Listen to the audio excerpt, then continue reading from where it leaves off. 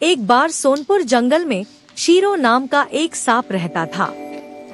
Shero सांप बहुत छोटा और दुबला पतला था। उसके दोस्त उसे हवा कहकर चिढ़ाते रहते थे। दोस्तों का चिढ़ाना शीरो को खराब तो बहुत लगता, लेकिन वो उनका कुछ कर भी नहीं सकता था, क्योंकि शीरो था बहुत दुबला और पतला।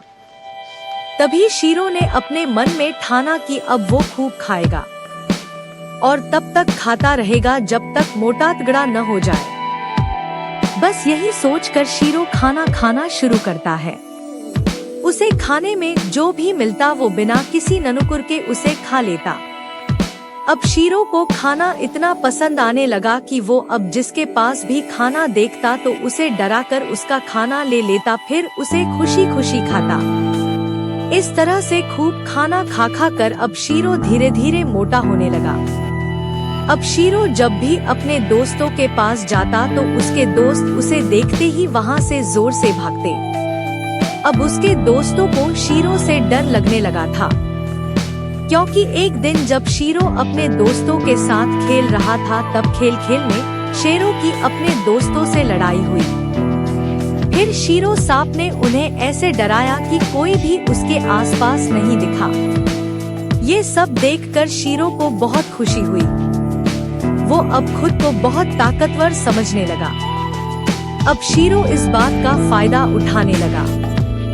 वो अब जिसके पास भी खाना देखता तो उसको अपनी ताकत से डराता और उससे खाना ले लेता।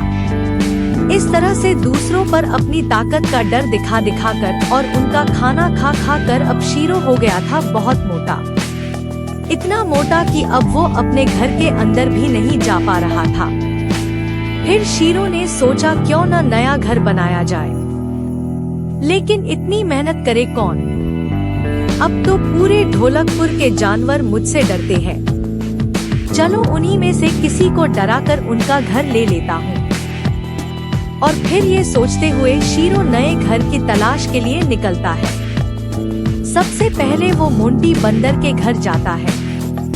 मोंटी बंदर शीरो सांप को अपने सामने देखकर डर जाता है और डरते हुए उससे पूछता है, क्या हुआ शीरो भाई, यहाँ क्यों आए हो?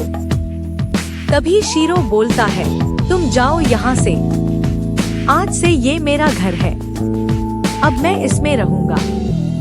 शीरो की बात सुनकर मोंटी बंदर तुरंत अपना सामान लेता है और कहता है, अरे शीरो भाई, आज से ये आपका ही घर है। ऐसा कहते हुए वहाँ से निकलता है और खुद से मोंटी बंदर कहता है, भैया कौन उलझे इनसे, जान बची लाखों पाए। जाता हूँ और बढ़िया से घर बनाता हूँ। इधर शीरो मोंटी बंदर के घर जाते ही तुरंत बाहर निकलते हुए बोलत है, अरे मोंटी बंदर घर है तो बड़ा, लेकिन खाने का कुछ भी नहीं है इसके पास।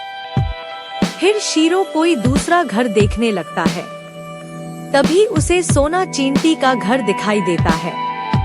शीरो सांप उसके घर जाता है और उससे कहता है कि बाहर निकलो, अब वो उस घर में रहेगा। लेकिन सोना चींटी मोंटी बंदर की तरह उससे डरती नहीं, बल्कि अपने सभी साथियों को बुलाती है और शीरो से कहती है कि ये घर मेरा है, अगर तुम मेरे घर आए तो हम सब तुम्हें काट लेंगे। खूब सारी चिटियों को अपने सामने देखकर शीरो बहुत डर जाता है। उसे लगता है कि कहीं सब चींटी मिलकर उसे काट न ले। ये सब देखते हुए वो सोना चींटी से कहता है कि अच्छा, मुझे नहीं चाहिए तुम्हारा घर, मैं कहीं और अपना घर बना लूंगा। और ऐसा कहते हुए शीरो सांप जोर से वहाँ से भागता है। इधर सोना चींटी की सभी मिलकर खूब तारीफ करते हैं।